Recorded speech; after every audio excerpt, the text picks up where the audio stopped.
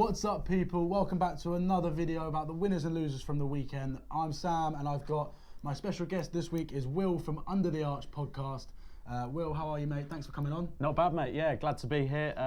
Obviously, we chat a lot of Tottenham on our podcast, so delighted to be here to talk about the winners and losers of the week. We're going to get straight into it. We're going to go over to Italy, and we're going to talk about the Milan derby, of course.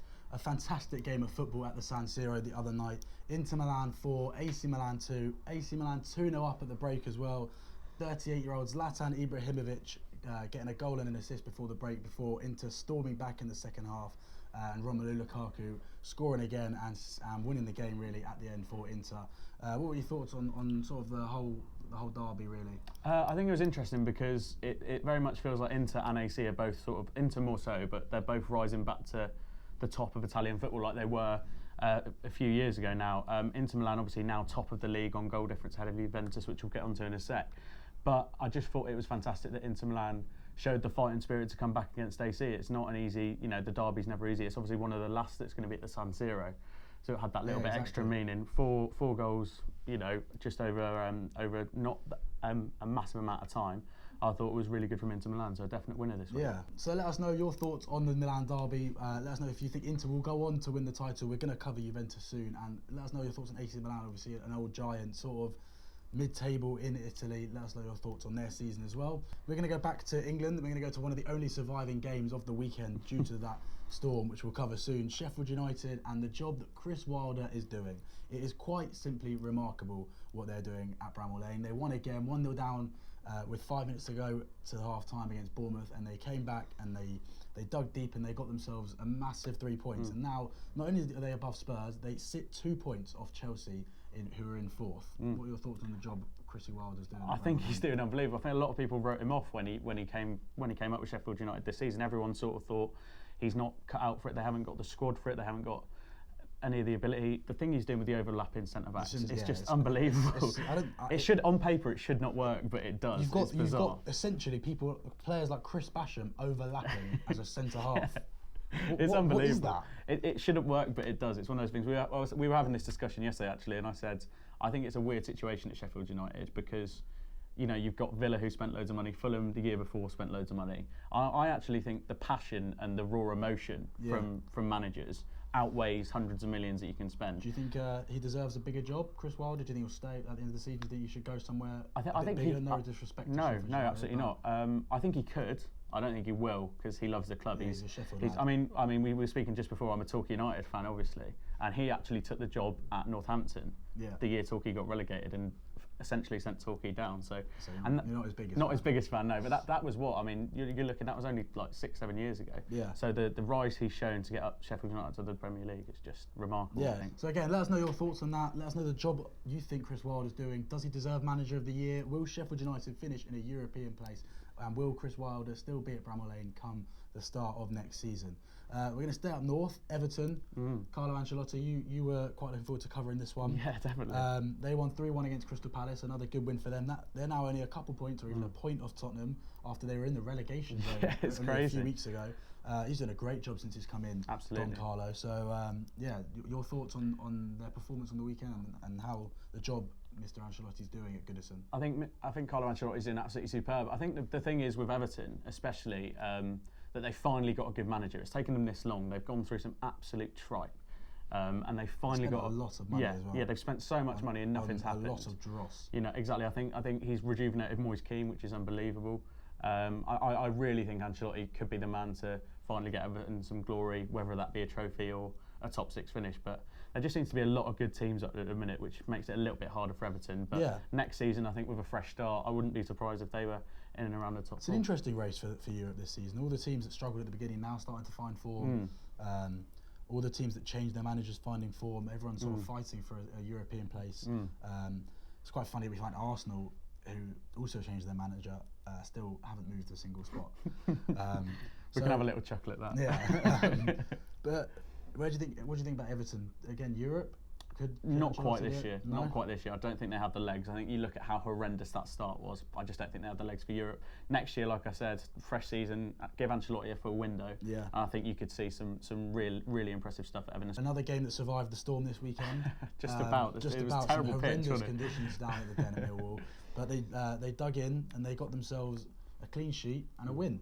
A really good win, and a win that sends them top of the Championship. It does, and we'll get on to Forest and Leeds in a minute, like you said, because that was obviously, that helped them so much. But I thought West Brom were excellent. They were really good value for their win. Great goal as well in the first half. Wasn't it just? Great strike. Yeah, it was superb. I honestly think them and Bilic is just a perfect fit. It's a perfect fit. Great appointment for a Championship side as well to get Slaven. The thing is, West Brom, they spent a couple of years trying to play football, and it didn't work because they're not a team that can play football. They never have been, they never will be. You've got to play to your strengths. You've got to play to your strengths, and they're certainly doing that this year under Bilic.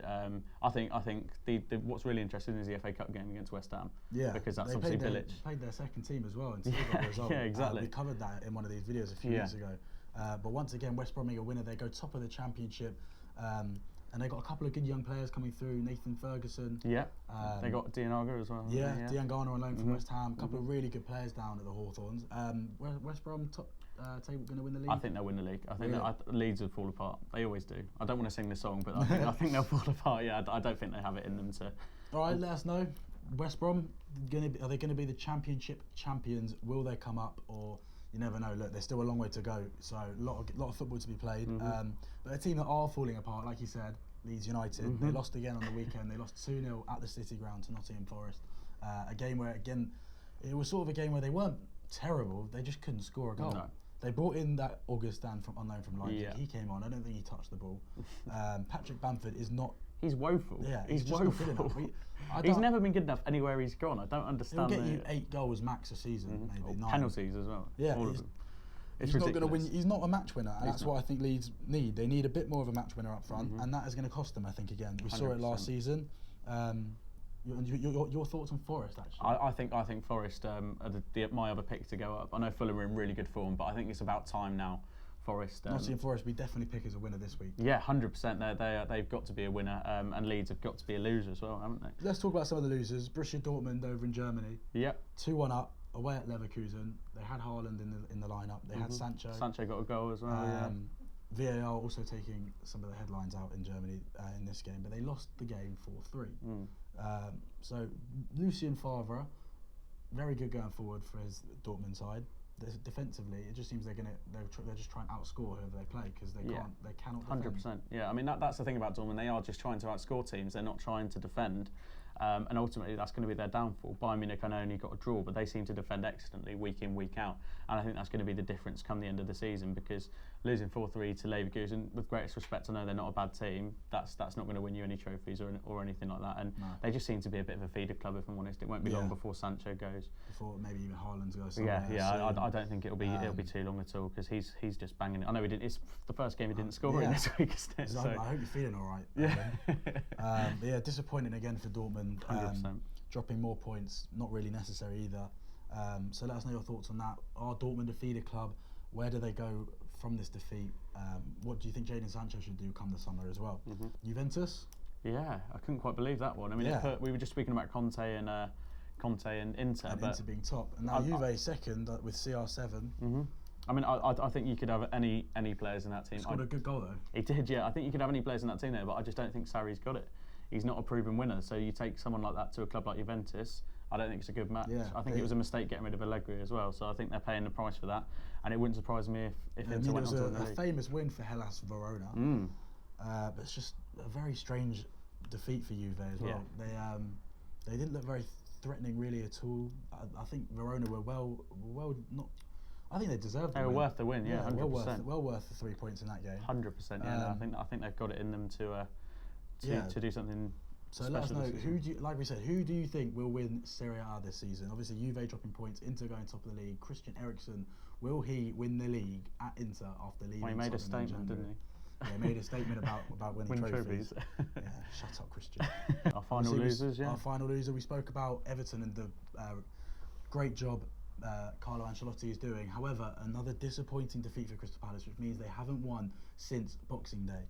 They lost at Goodison on the weekend. They've got the oldest squad in the Premier League, the oldest lineup in the Premier League as well. Roy Hodgson, is he sort of an out-of-date manager? Do they need to sack him and bring someone in? Could they go down? Do you think they could go down? I think anyone could go down if genuinely it's so tight down there, and all the teams seem to be in quite good form. I think Palace could go down. I think there's a genuine risk of it, but only because they seem to be struggling so much this post Christmas. I think they're in real danger. I think Roy Hodgson is an out-of-date manager. I would totally agree with that. I just don't think he's got it anymore. For some reason, they don't seem to be addressing this problem that they've got of not having a goal scorer. Consistently, they didn't sign anyone. They didn't sign anyone in January. Benteke scored at the weekend for the first time in about 12 years. So, it was a terrible goal as well. It was, Pickford's somehow let it in. Pickford's gone, all right, I feel bad. You hadn't scored in about but ridiculous. Jordan Ayew's not good enough. They also sold Wan-Bissaka in the summer. Now they're relying on Joel Ward at right back. Van Aanholt's good, but had his injury problems. Exactly. They don't have many other left backs. Zaha hasn't scored in however many games it's been now. Is he even good enough for a top 6 club? If you're watching this as a fan of a top 6 club, or any club really, do you think Wilfried Zaha is good enough for a top 6 club? Do you think Roy Hodgson should still be at Crystal Palace in the next few weeks after the winter break? And where do Palace go? Do they stay up? Do they go down? It's a difficult situation. It's a tough place to go, Selhurst Park, but they're just not getting any results, home or away. No. And it's just not really going well for them down in South London. The last thing I wanted to cover was the Storm Kiara. A winner of the weekend, I suppose. A loser of the weekend, I think, is the winter break, because not only were there barely any games anyway, I mean, there was only 2. Manchester City, West Ham postponed for a bit of wind and rain, yet Sheffield United, where the weather was worse, the game went on. Even my Sunday League game was on. Coincidentally, there were still as many fans at the Etihad on Sunday as there would have been if there was a game. So there you go, no one told the fans that they didn't turn up. So I mean, it's funny because it's funny for us because a lot of West Ham fans probably made that long journey to Manchester in that weather just to be told the game wasn't going to be on. And now they were offered free coach travel. Great. Now they have to sit on a coach again for 5 hours there and 5 all the way hours back from Manchester. So yeah, I'm not really sure. They said it was for safety reasons that they cancelled the game. It's more about transport than the actual pitch. I think the drainage was okay. But what are your thoughts on the whole winter break? It's a difficult one. I think it can be interpreted, but it needs to be interpreted slightly differently. You can't just give teams a week off one week and then it can't work like that. It's a strange time of year to do it. Yeah, and I think if you're going to do it, give every team a week off. Don't give some teams this and some teams that. Just give everyone a week off because it's ruined the fixture schedule. Also, and for example, you look at Tottenham. They have Villa on Sunday away. Then they host Leipzig on the Wednesday. Then the early kick-off they play Chelsea. Then they have the FA Cup the following week against Norwich. And then it's not too long after that they have to go to Leipzig. So what was the point in the winter break? Well, you could have had a game in there and then you could have had a weekend off, couldn't you? You know what I mean? Honestly, the scheduling from the Premier League I think needs to be looked at. 100%, I totally agree. I think they've tried to incorporate a winter break, but they've gone about it totally wrong. I don't want to get rid of Boxing Day football and all that. I love it, but just give a week, maybe the first week of January after New Year's Day, just go right. That's it. Change the FA Cup. It needs to be sorted because I think we need a winter break. No other league in Europe. No, I think it affects our international performances as well. I think it might show coming into the Euros. Why people like Harry Kane have injuries like Exactly. I mean, we've seen it with Kane now. He's picked up another injury. There's concerns about him not making the Euros, and if you'd have given that week off in January, he might not be injured now. So I think it goes to show that the Premier League needs to do something. But whether they will or not, I think you might be knocking on an empty door. Exactly. Well, thank you very much, Will, for coming on, and thank you very much for watching. Will is from the Under the Arch podcast, and we're going to put the links to the podcast all over the channel, all over this video. So check it out. It's very good. They've got Clive Tilsley coming on in the next few weeks as well. So Will, thank you very much. Thank you very much. I thoroughly enjoyed it. Yeah. So come on, you Spurs.